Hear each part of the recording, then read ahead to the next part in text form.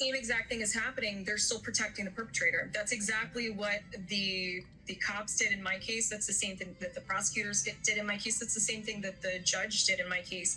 They refused to listen to any of the testimony, even though it actually went to the truth of the matter and it went to the truth of what we were actually there for. They were never actually focused on what happened to Caylee. They were never worried about that at all. They looked at me, they targeted me. Sure, my actions and my behavior were abnormal, but when you look at what happens when someone is a victim of early childhood abuse, it was when I was 8 years old that this started. It's not like I was 16 or 17, almost an adult. There were things that still happened into adulthood, sure, but I was a child.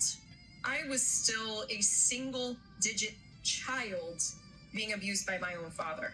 Not guilty of any crimes against Caylee, but received 4 misdemeanor counts of providing false information to law enforcement. You were young. You were basically a kid, too. Like, when you think about it, for the age you were... I was 22. Like, you were still a kid, too. And you were a victim of almost the same kind of situation that some of these... Like, the way that they worked against you, I feel is similar to how some of these young girls, and now women may be speaking on it, but at the time young girls were discredited and not believed when they would try to go get help about it, or how they would be treated in the overall, how they were treated in the media over the years of some of these victims that have just been trying to take it a step further. Right? The same exact thing is happening. They're still protecting the perpetrator. That's exactly what the cops did in my case. That's the same thing that the prosecutors did in my case. That's the same thing that the judge did in my case. They refused to listen to any of the testimony, even though it actually went to the truth of the matter and it went to the truth of what we were actually there for. They were never actually focused on what happened to Caylee. They were never worried about that at all. They looked at me, they targeted me. Sure, my actions and my behavior were abnormal, but when you look at what happens when someone is a victim of early childhood abuse, it was when I was 8 years old that this started. It's not like I was 16 or 17, almost an adult. There were things that still happened into adulthood, sure, but I was a child. I was still a single-digit child being abused by my own father. So when that happens, of course the behavior is going to be a little askew. Of course it is. How are you going to grow up in a normal environment? And that also those are some of my memories. Those are some of the main things that I remember. Some of my first memories, and I've been writing about this in the book, is my brother having night terrors. That's not a normal thing to remember at 4 or 5 years old. And then just a few years later, I'm dealing with some of my own stuff. Yeah. Growing up as a kid, not being afraid of the dark, but being afraid of what happens at night in the dark. In the dark, yeah. It is a really, really fucked up statement, but it's also very, very true. And it wasn't until I spoke about this, when I decided that it was time for me to speak about this on my own during the docuseries, and it gave a voice to this, and people actually were able to hear it. And like you had said, you were unaware of this. Well, again, this was relevant to the subject matter because that's very likely how Caylee died, because she was being abused. Yeah. That is very likely how it happened. And yet, that was never a conversation that anyone was willing to entertain, because they had all of this concocted evidence, of which was all debunked and all proven to not be true. Yep. But there was one narrative, and to this day, there's still one narrative that the national media, even the international media, has gone with, both before and even after the doc. In spite of the fact that you had a team of people, whether you want to call them investigative reporters, investigative journalists, or just investigators, researchers, who went in and independently pulled all this information, did what you do. They didn't rely on my word. Most of the time, they were coming to me and telling me about stuff, and I'm going, what is that you're even talking about? They were the ones that put all this together. I didn't. Yeah. This was them. I participated as much as I need to, in the same way I'm sitting here talking to you. That's what I did with them. I had no say or control over anything. And when I was sitting across from Alex Dean, and that was a whole situation. We'll have to go over what it was like sitting, on set talking about this stuff. But I'm literally sitting there, death by 1,000 cuts, having to go into all of this, with a camera pointed at my face, looking at the reflection of another human being who's sitting there crying across from me, with a group of people that are there watching this, and they're emotional because they understand the conviction behind those words.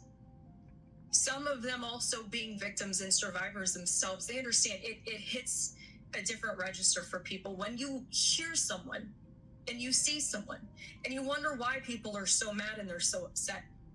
Yeah. Because there's no protection for any of us. There's no way to prevent this from happening, which, okay, sure, because bad things are going to happen. But what is so fucked up is that there is no rectifying this after it does happen. Because most of the perpetrators are never charged. Most of the perpetrators fucking get away with it again and again. And then they get to play the victim at the end of the day. And the actual victims, the actual survivors of this, those of us that survive, truly survive. Because you look at what happened to Virginia Giuffre. She didn't make it.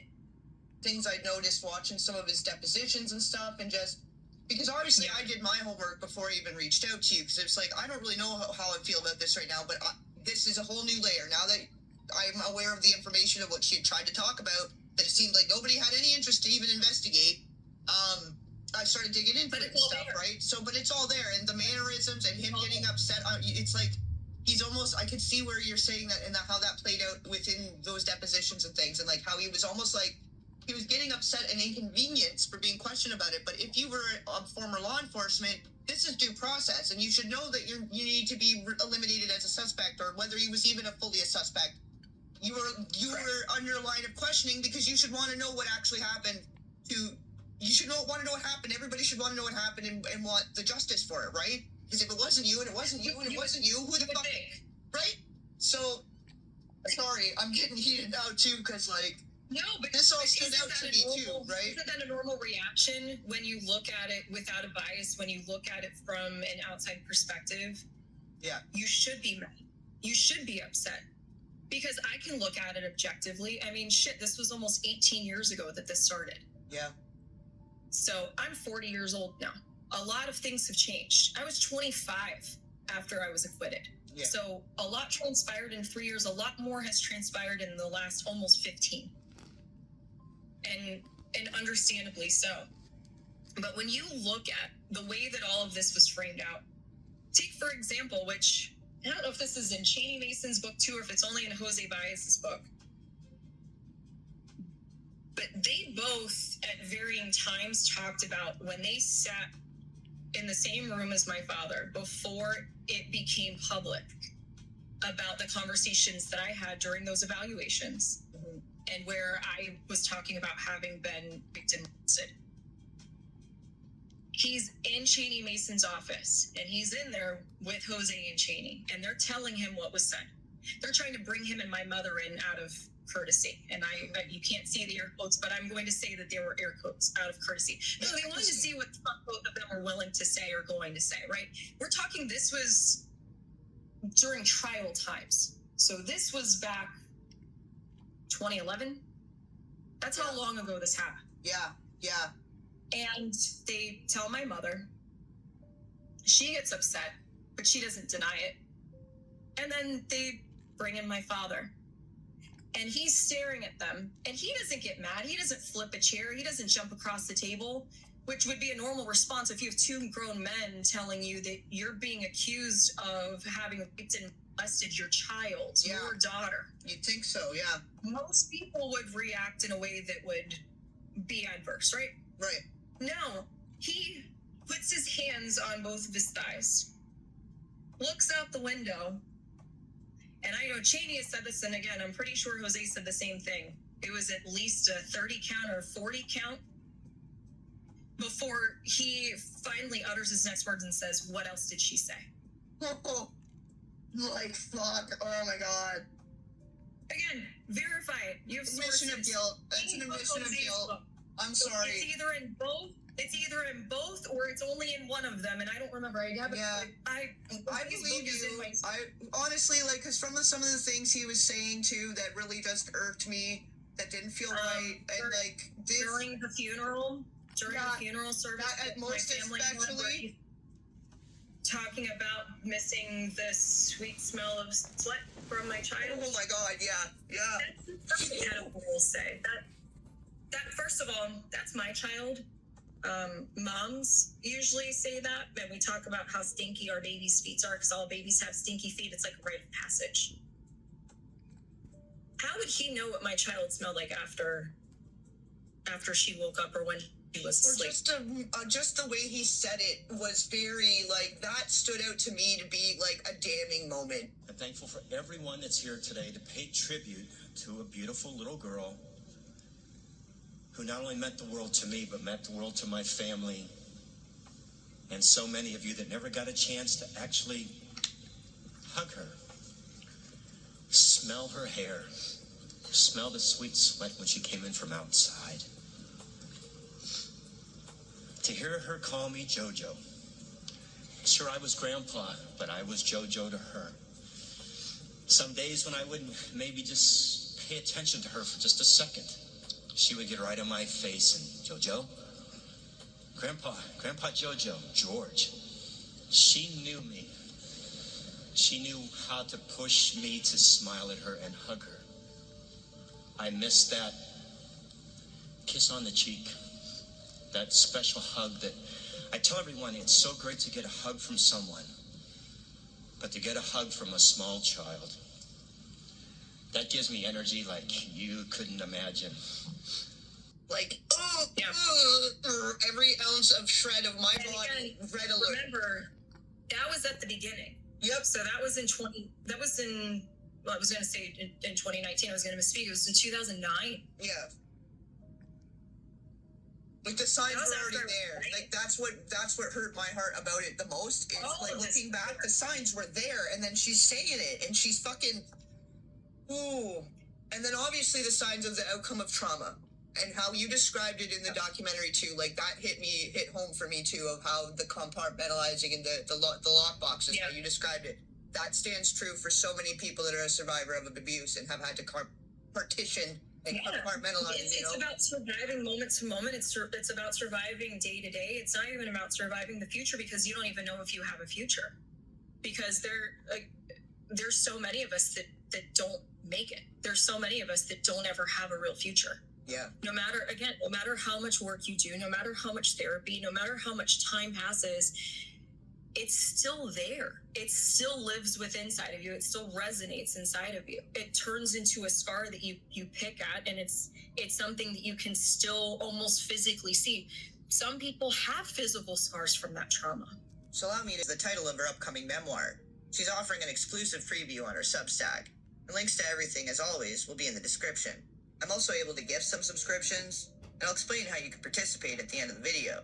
She'll be looking to detail everything surrounding her early years, and things about the case that were either never revealed or completely buried, based not only on her own personal accounts, but with support. And that will heal. As long as the bone is reset or you wear a cast, that bone will physically heal and likely never show a sign of trauma again. But those psychological wounds stay forever. Those emotional wounds stay forever. There is nothing you can do to make them go away. I wasn't even thinking about this, because I will be fully candid. I forgot we were talking about doing this today, which is totally fine. But I was writing today. Usually Wednesday's my writing day. No, I spent some time today and got a chance to write, and I was literally writing about this. I'm going to send you some of what I was writing. Okay. And you can see that it's sectioned out, and I still have to build out, and I still have to, put a name to some of this stuff. But I'll send you part of this. But I start to go into the narrative about me, and that's one of the weirdest things is talking about yourself. And let's see. I talk about even how traumatic it is being a public figure. Yeah. But one of the things that I said, and this is a full paragraph if you can indulge me for a second. Of course.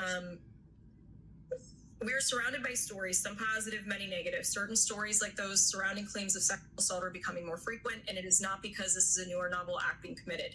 We're finally seeing a world of women and men coming forward no longer in fear. I know firsthand the fear of coming forward with the trauma I've endured at the hands of men, including my father. The first time I tried to talk about the abuse I was a victim of, I was 19 years old. I could never say out loud that it was my father who hurt me, but instead spoke of the trauma from another family member, a family member I had already forgiven, who had not assaulted me, but who did molest me for the better part of 3 years. I know what it is like to wake up in the middle of the night with someone laying on top of you, pulling your bra above your chest, groping your breasts, even grinding on you through the covers. I also know what it's like to have a pillow held over my face until I pass out, only to wake up feeling inexplicable pain in my after being raped. The first memory I have of this, I was 8 years old. And I go into some of the other stuff with talking to my mom, and then things with the case, which goes directly to what we talked about, and then the process of going through therapy, and where do you start talking about this? Right. How do you have those conversations? How do you normalize talking about this with people? Because this is something I've had to broach with everyone I've had actual contact with. Yeah. There are people that I've dated that I've never talked to this about them at any sort of length, because there was never any chance of there being a sexual element. Sure. But the moment that that's even a possibility, I have to talk to someone and I have to tell them, hey, so I might freak out. So just in case that happens, here's the reason why.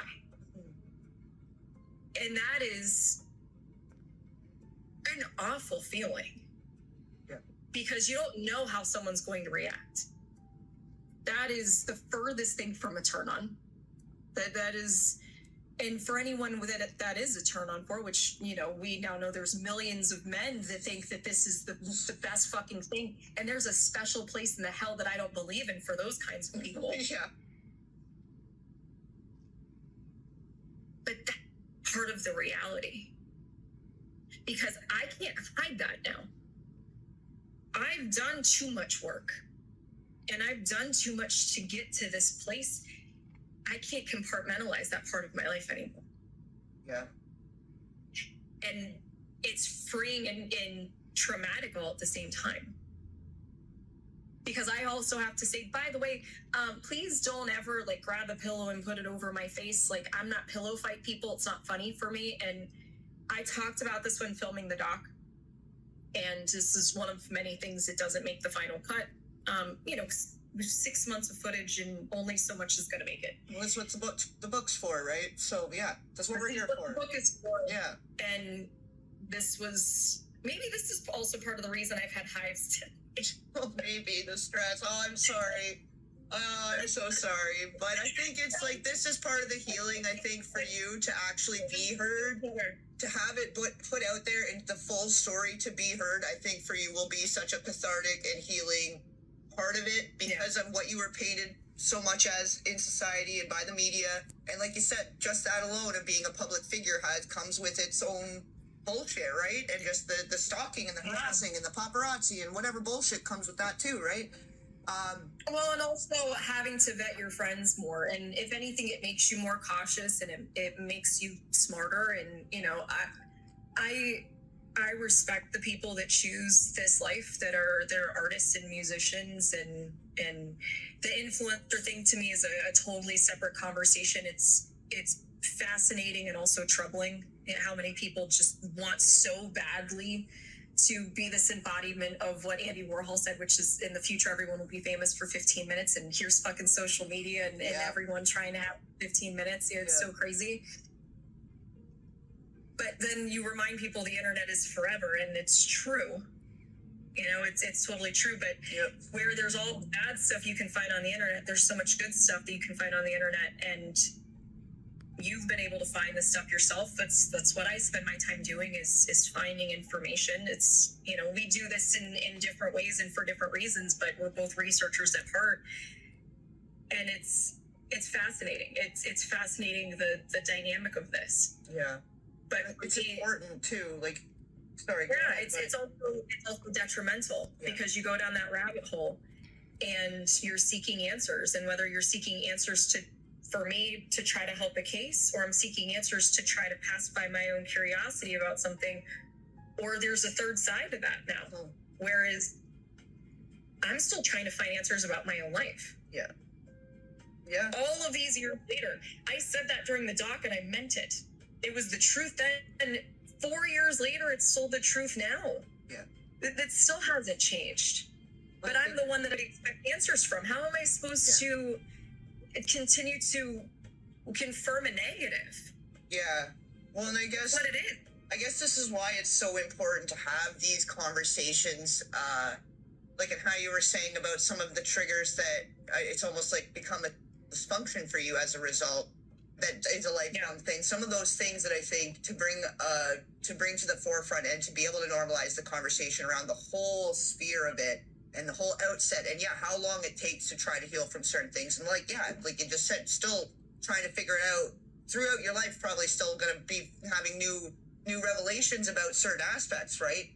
So I think part of having the destigmatization and bringing it, making it less taboo to talk about altogether is speaking your own experience, and you have almost that opportunity and that platform that instead of it being and continuing to always be about here's what happened and here's the case, no, what was all going on and around it, all those little nuances and all those subtle things too, that for their own situation to help them their own understanding of the abuse that they have gone through or how it affected them, and maybe they don't understand yet that that's a connection to, like, they freak out when they're trying to be with somebody and that's a struggle they have, and they don't even know yet that is something that probably connects to XYZ, right? So just putting that information out there, I think, is so, it's part of it. It's part of exactly what you're saying that we need to do. This is part of it. You're such a part. We have to start to remove the stigma and the stink